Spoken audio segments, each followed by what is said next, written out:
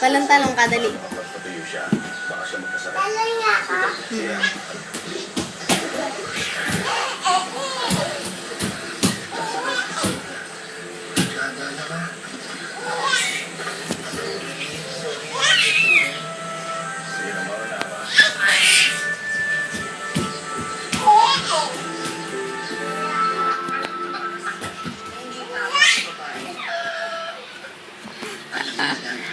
I think there's something fishy.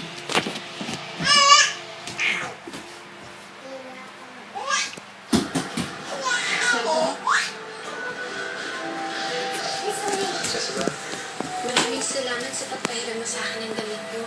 Pasensya ka mo sa nangyari kanina. Nakakaya sa'yo. Wala yung Fredo.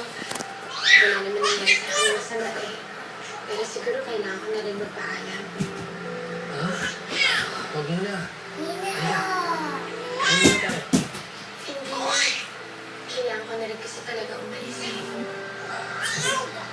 Ate na kita.